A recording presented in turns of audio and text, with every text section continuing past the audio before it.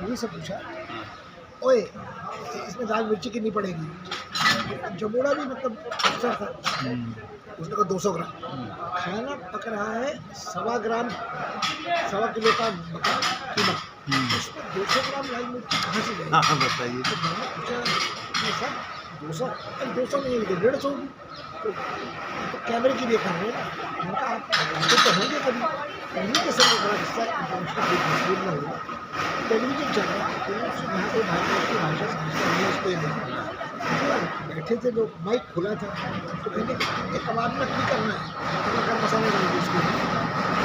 मैंने कहा ऐसे लोगों से सीखना है, अब अपना शो करें। एक दिन मेरे पास एक क्वेश्चन बड़ा हो चुका है, हम आपको $200 रॉयल्टी एडवांस देंगे, आप हमारे लिए किताब भारतीय व्यंजनों पर लिखें। तो मैंने रात को देखा तो $50 का डॉलर था, मैंने कहा 10,000 रुपये आ रहे, तुमको डिनर विनर करवा देंगे। लड़के ने फ़ोन उठा के देखा, कहा तुम अपनी आँखों का वो करवा दो कि $200 नहीं $2,000। अरे मैंने मसूद भी सिलवा दी। दूसरे दिन सवेरे मैंने जब लैपटॉप पे खोला, लैपटॉप पे नहीं डेस्कटॉप पे, तो वो $20,000 मुझे रॉयल्टी का एडवांस दे रहे थे, और 50 के हिसाब से भी मतलब $20,000 अच्छा खासा, जैसे कि 10,000 लाख था। जब तक रकम आई भाई साहब, वो 16 लाख बैठ रहा था, सब आई, हमने खा लिया और भूल गए। अब 1.5 वर्ष बाद एक नोटिस पब्लिशर से आया कि या तो आप वो किताब दे दीजिए जिसका एडवांस हमने आपको दिया है, या फिर वो रॉयल्टी एडवांस वापस कर दीजिए। अब वो गरीब मास्टर 16 लाख रुपये वापस कहाँ से करता? तो मैंने लड़के का मैं छुट्टी लेके भवाली जा रहा हूँ, इस किताब को ख़त्म करके उनको भेज किया, बात आई गई। फिर 2 साल बीत गए, 1 साल फ़ोन आया, congratulations you are on the New York times bestseller list. तो हमने किताब ही नहीं लिखी, हम किस बेस्टसेलर लिस्ट में आ सकते हैं? उससे कुछ देर बाद फिर फ़ोन आया, congratulations you are on bestseller list. अब मेरा माथा ठक्का। तब तक मेरा भाई का लड़का न्यूयॉर्क टाइम्स में वाइस प्रेसिडेंट टेक्नोलॉजी था, उसका फ़ोन आया, चाचा you have made it big, congratulations. इसने तो कुछ सोच के ही कहा। मैंने गूगल सर्च खुद की, उस पर NYT, तो ये किताब जो जिसके साथ ये सारे वाक़े हुए थे, ये उस पहले हफ्ते में 50,000 कॉपी बिक गई थी। उन्होंने रिप्रिंट किया, उसी हफ्ते में दूसरे 50,000 भी बिक गए। तो इसमें मेरा किया कुछ नहीं था। क्रिसमस के मौके पर छपी थी किताब, कपड़े के थैले में थी, उसमें डिज़ाइन टेढ़ा तिरछा था, 1.5 किलो उसका वज़न था, 2,500 रुपये दाम थे। तो वो किताब 2 हफ्ते में 1.5 लाख कॉपी बिक गई, और ये 16वां साल है, आज तक उसकी रॉयल्टी मुझे 6-7 लाख रुपया पर ईयर टैक्स काट के आ रही है। अच्छा, उस किताब से मुझे दाढ़ में खून लग गया। कहने का ये तो बहुत ही अच्छा धंधा है, कहाँ किसी से प्लेन का टिकट मांगो, किसी का करो। तो मैंने ट्रस्ट बनाया और वो पैसा उसमें डाल दिया। तो मैंने कहा अब जैसे मैं इंटरनेशनल रिलेशंस की रिसर्च करता था, मैंने 2 रिसर्च स्टेटमेंट किए, एक तो मैं 50,000 लिखता हूँ मंथ, एक को 30,000। एक मेरी रिसर्च न्यूट्रिशन की करता है, साइंटिफिक करता है, जो मेरा हाथ तंग है। दूसरा मेरी सारी रिसर्च को करता है कि ये हमारे पास पहले से आपसे बात होगी, तो मैं घर जाके फाइल कर दूँगा कि धीरू पांडे जी भदोही वाले ये पूर्वांचल का सब्जी का काम कर रहे हैं। उसमें ऑलरेडी मदर डेयरी और MTI उसका TSR मुंडी का रखा हुआ है, प्लस वहाँ की जो पैदावार है वो हमारे एटलस में फोकस है। आपका जो एक्सपोर्ट टारगेट है वो हमारे मार्केट में federation of chamber of commerce और इंडस्ट्री का भी है, एसोकेम का भी है, और हमारे पास जो यहाँ से डायरेक्शन ऑफ ट्रेड है वॉल्यूम वो भी हमारे पास है। अब हम उसको हमारी उसकी कोई कमर्शियल वैल्यू नहीं है, हमारी जानकारी का वो भंडार है अब बढ़ता चला। कौन सा बोल रहे हैं? तो उसमें भाई साहब ऐसा है कि अब लोगों से बात होती है, तो इस बात से बात निकलती है। तो वो जैसे मैं वहाँ पर जाकर ललचा पकौड़ा भी क्यों था, मुझे कोई अहमद की बात लग रही कि हाइटी सर्व करनी है तो पकौड़े तो इस मौसम में ठंडे हो जाएंगे, या तो उनको ढक के रख, या उसके नीचे शेपिंग बिस्कुट से कुछ गर्म करने का माल रख। वो बेचारा कहना था नहीं, आप बैठे हुए टेबल से यहाँ जाके दे देता हूँ, उस पर मुझे और इतना तो हाथ से उठाएगा क्या करेगा, मैं हाथ से उठा के खाता हूँ, मैं तो अपने हाथ का भरोसा रखता हूँ। ये जो चक्कर है, खाने में बड़ा मज़ा है, खाना बना कौन रहा, खिला कौन रहा, कैसे खिला रहा, तो उसमें फिर वो जानकारी बढ़ती गई। वो एक किताब से शुरू हो गया भाई साहब, अब 42-43 किताबें खाने की हो गई। और कई ऐसी किताबें हैं जिनमें एक पैसा नहीं मिला, कई किताबें ऐसी हैं जिसमें लाखों मिले, कई किताबें ऐसी हैं जिसमें मैंने रॉयल्टी 16 लाख दी है एडवांस, किताब एक भी नहीं बिकी है। ये वेजिटेरियन का वही हाल है। उसका लतीफ़ा क्या है, जो बीफ पोर्क वाली किताब है वो 4,500 रुपये की है इस वक्त। तो अगर आप किसी को उपहार देंगे तो आप 4,500 की किताब दोगे ना, तो आप थैले में लेकर 1.5 किलो की किताब दोगे, हाँ साहब इन्होंने क्या उपहार दिया। अब वो बुक सेलर भी आपको 30% डिस्काउंट देगा, क्योंकि आपको 30% डिस्काउंट देने के बाद उसका 20% बच रहा है, तो उसके 800 बच गए, आपके 1200 बच गए, और आप 2,500 रुपये किताब ले। ये जो दूसरी बेचारी वेजिटेरियन किताब है यतामत की बारी, इसकी कीमत 2,500 है, इसमें रेसिपीज उससे कम है, तो हिंदुस्तानी आदमी को देते सब कुछ आता है कि हम बड़ी वाली किताबें, वो उसके साथ ये हुआ कि उस किताब की मेरे ख्याल में 3 साल में 500 और फ्रेंच में ट्रांसलेटेड है, जर्मन में ट्रांसलेटेड है, डच में ट्रांसलेटेड है। मगर अंग्रेज़ी किताब जो हिंदुस्तान में निकलनी चाहिए थी वेजिटेरियन, बिल्कुल नहीं, बल्कि मेरे ख्याल में 100 प्रतियाँ तो उसकी मैंने खरीद के अपने बच्चों को घर में रिश्ता, और वो मुझसे कहेगा आप क्यों खरीद रहे हैं, आपको तो 40% डिस्काउंट पे मिलेगी। मैंने कहा मैं डिस्काउंट थोड़ी दूँगा, मैं जिसको देना चाहता हूँ उसके पास वो किताब होनी, भाई साहब ने कहा। अब अगर आप शाकाहारी हैं और आपको शाकाहारी खाना खाने में मज़ा आता है, तो क्यों आप वो बड़ी किताब को ढूंढें जिसमें इधर देखें तो पोर्क, उधर देखें तो फिश, इधर देखें तो चिकन। तो सबसे ज़्यादा स्वाद किस तरह के खानों में आपको लगा सर? देखिए मुझे सबसे अधिक स्वाद लगता है शाकाहारी खाने में सबसे सादे घर के खाने। अगर आप मुझसे कहें तो अरहर की दाल, उसमें जो अच्छा तड़का लगा, और अरहर की दाल के जो प्रकार है, आप मुझे नक्सलखोरा का अरहर खिला रहे हो, या लातूर का खिला रहे हो, या कलबुर्गी का खिला रहे हो, या गढ़वाल का खिला रहे हो, उस उड़द की दाल में आपने मुझे अरहर की दाल मेरी किस्म खिलाई, नक्सल किस्म खिलाई, गुड़ किस्म खिलाई, या आपने वरण भात वाली महाराष्ट्र की खिलाई, या सांबार के रूप में खिलाई, तो मुझे अरहर की दाल के जो मज़े हैं ना वो कहीं नहीं है, कहीं नहीं। उसमें आपने खटाई डाली है, जो होती है, तो कहते हैं ना चोर से दाल ले गया कोई बात नहीं, खटाई सर जो जेएनयू की मेस में जो दाल मिलती थी अरहर वाली, आदमी आपने अभी दाल का नाम लिया, हम लोग अपने आप मुंह में पानी आने लगा। आप ये अरहर की दाल, भात और चोखा मिलता है। देखिए आप दो बात देखिए, हिंदुस्तान में खाने का पर्याय क्या है, दाल भात चोखा, दाल रोटी, और दाल भात दाल। अगर आप रोटी खाते हैं तब भी दाल खाएंगे, भात खाते हैं तब भी दाल खाएंगे, और अरहर की दाल से बेहतरीन दाल कोई नहीं होगी, प्रोटीन भी है उसमें, और उसके अंदर जो जायका है, आपको जायका अरहर की अनपॉलिश दाल पहले मुझे समझ में अब तो अनपॉलिश मिलती नहीं, लोग पॉलिश दाल मार्केट में बेच रहे हैं। पॉलिश दाल, अनपॉलिश दाल टाटा वाले दुगने दाम पे दे रहे हैं। जब मैं पहले मेरे घर में बड़ा कुतूहल होता था कि लोग क्यों नहीं खाते, तो हटराई होते थे, उस उसकी चमड़े से पॉलिश होती है, और उसमें वो जो खड़िया मिट्टी होती है उसके पाउडर से पॉलिश होता है, क्यों आपको मिट्टी में खाएंगे, क्यों आपको तेल की सफाई खाएंगे, क्यों आपको चमड़े का उसका स्पर्श खाएंगे। तो मुझे अरहर की दाल बहुत अच्छी लगती है, और चावल जो मैं आपसे ईमानदारी से कहूँ तो बासमती बिल्कुल रस नहीं आता मुझे। मोटा चावल जो स्वाद वाला है, तो काला जीरा हो, काला नमक हो, गोलराज हो, गोलभोग हो, विष्णु भोग हो, हंसराज हो, तिलक चंदन हो, ये वो चावल है, जवा फूल हो, कतरनी हो, ये वो है जो चावल आज आदमी भूल गया। मोहन भोग की बातें छोड़े, वो ये लगता है कि घी जैसा है। महाराष्ट्र का अम्बे मोहर हो, अब लोग आपसे कहेंगे कि आप ये चिपकू चखा लें, अरे भैया खिला खिला देखने का होता है, जब खाओगे उसका टेस्ट अलग बना के खाओगे ना तो वो भूल जाएगा। तो ये बेकार की बातें हैं।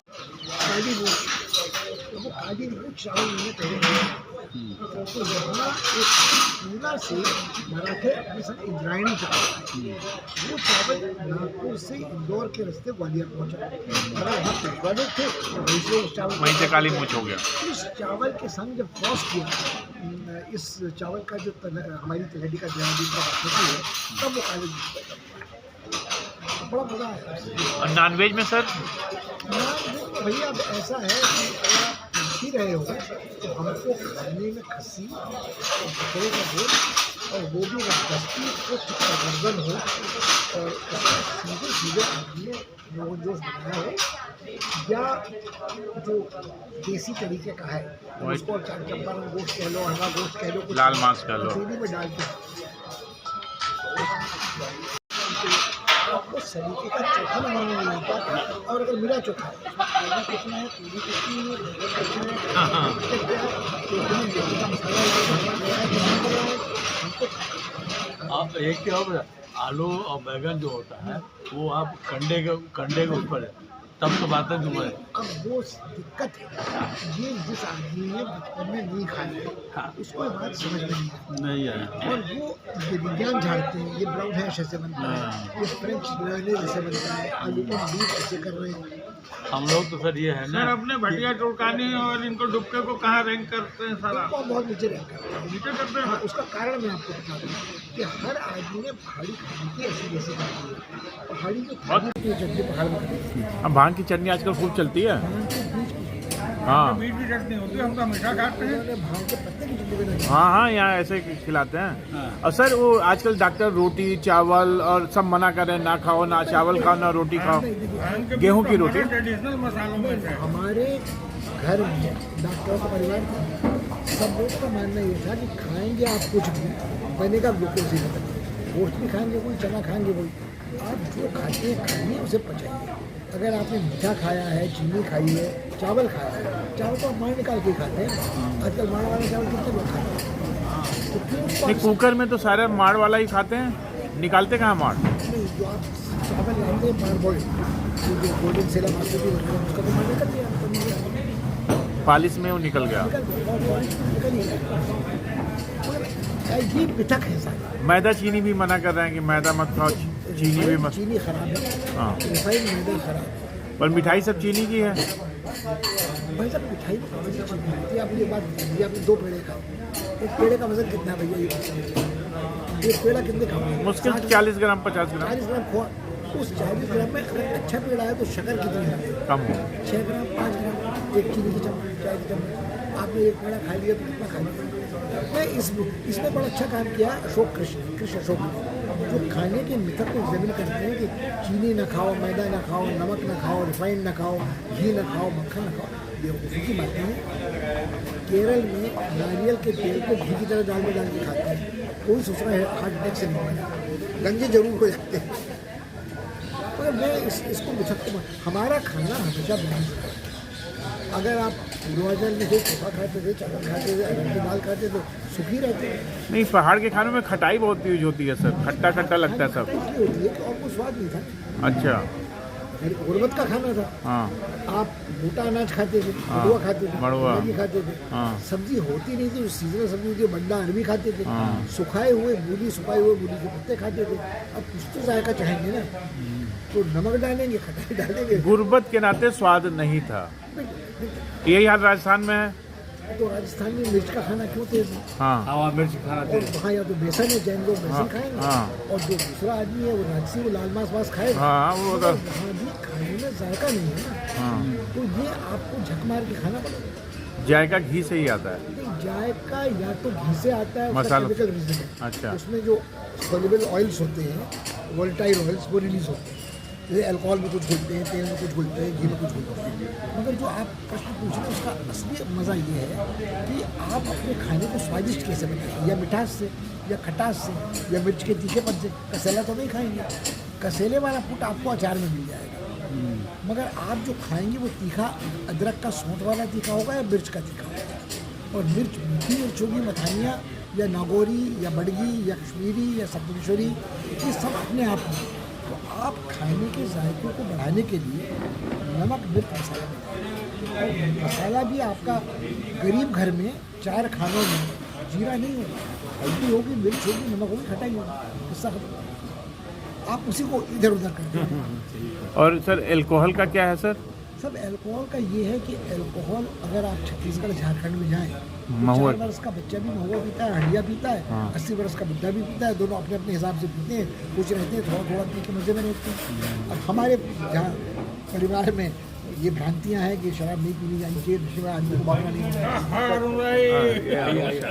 2011 के बाद तो जनगणना होगी भाई साहब। हाँ, अब आप मुझे बताइए, भारत की आबादी की कुल 1 अरब 45 करोड़ है, आदिवासी कितने हैं?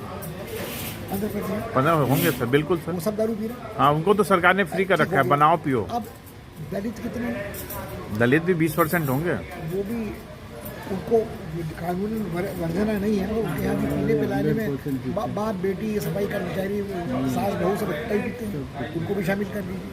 अब मुस्तान उनको भी शामिल कर दीजिए जो क्राइस्ट का ब्लड समझ के वाइन पीते, यूकारिस्ट होता है, मास होता है, इसमें आप बुआ भी शामिल कर दीजिए। इसमें आप उन लोगों को शामिल कर दीजिए जो प्रच्छन्न रूप से शराब पीते हैं, क्लोजेट गेज की तरह से, बाहर जाहिर नहीं है, मतलब हम वैसे तो हवा पीते हैं, मगर फिर उनमें उन लोगों को शामिल कर दीजिए जिनके यहाँ ये प्रसाद है। भैरव के मंदिर में उपासना मंदिर जो शाक्त है वो बोतल चढ़ाता है, बाबा जी थोड़ी भोग लगाते हैं, थोड़ा घटकता है, थोड़ा पुरोहित बांट देता है, हम लेके आते हैं।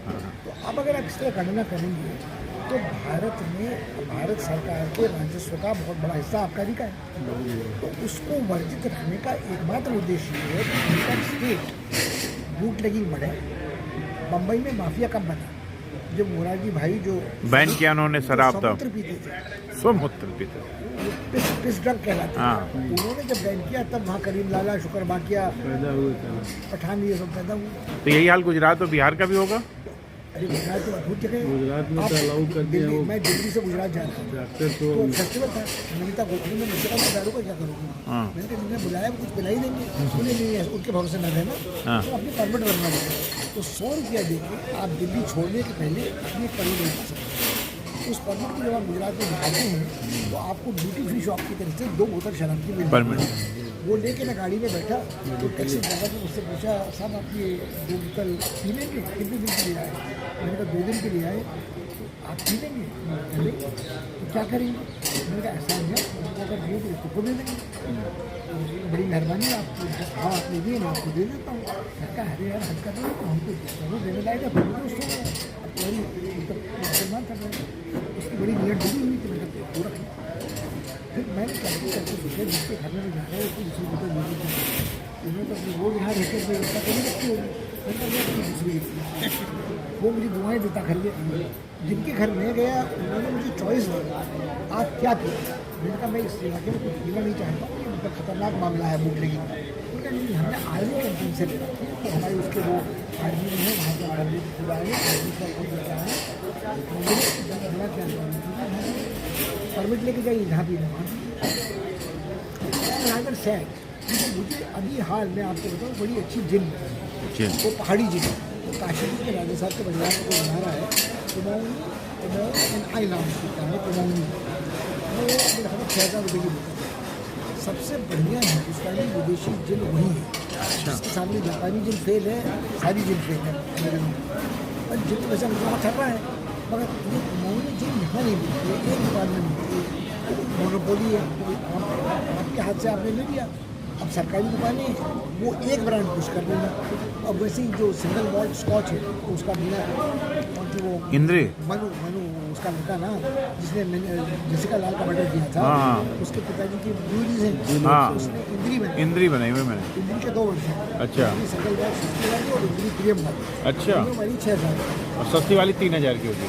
उस इंद्री वाली है जो मेरे ख्याल में ग्लेन फिडिच से बेहतर है। अच्छा। ग्लेन फिडिच में हिंदुस्तान में मिलावट बहुत है, हिंदुस्तान में जो दारू बिकेगी उसमें मिलावट होती है, सब नकली रहता है। अगर आप पीने का शौक रखते हैं तो मेरा मानना है पहला उसूल ये है कि जो माल बन रहा है उसको ना खरीदें। अच्छा। तो अगर मुझे आपसे कह रहा है कि ये स्कॉच बड़ी अच्छी चल रही है, बड़ी अच्छी बन रही है, 1 की 2 मिनट में, भैया नहीं चाहिए हमें, वो रम का ओल्ड मंक वाला चाहिए, और वो भी प्रिजर्व नहीं चाहिए, पुराना वाला चाहिए, और वो भी फैंसी बोतल मुर्गे की कुकड़ी और मैं आपसे ये कह रहा हूँ कि मैंने वहाँ जो इंद्री थी और बेंगलोर में जो इंद्री थी उसमें से गुड़गांव में और वहाँ जाते गुड़गांव में यानी मतलब क्वालिटी नहीं रहती है। गुड़गांव में तो दारू खरीदनी नहीं चाहिए वैसे। गुड़गांव में आपने जो दारू खरीदनी चाहिए बियर का कैन, जिसमें कि मिलावट करना जरा कठिन होता है, एल्यूमिनियम के कैन में मिलावट करते, बोतल में तो और करके आप फिर भी भर हाँ और क्या, मगर कैन में आप क्या करोगे? कैन अगर आपने कैन वाला 500 ml का कैन लीजिए, और अच्छा उसमें भी मेहरबानी है, आपको यहाँ गुड़गांव में जो बीरा मिलती है पहले 4 फ्लेवर मिल रहे थे, अच्छा। अब 1 नहीं मिलता, क्यों? क्योंकि अब वो दूसरी बियर पुश कर रहा। अरे साहब इसमें नशा बहुत है। मैंने कहा उनको रखे, अगर मैं नशा लेना होता तो खच्चर से लात मरवा लेता। और क्या, मैं किक के लिए पी रहा हूँ, मैं पी रहा हूँ तो मुझे दो। तो मैंने साहब अब ये क्या किया, मैं गाड़ी उठाता हूँ, मैं तो गाड़ी चलाता नहीं, ड्राइवर से मोटर पार करके जो पहला बड़ा ठेका दिखा वहाँ गाड़ी लेता, मगर अब उसमें निराशा होने लगी, गाड़ी में भी जब से आपके हाथ से दारू का व्यापार गया तो वो सारी बीमारी है यूपी वाले नोएडा वाले यहाँ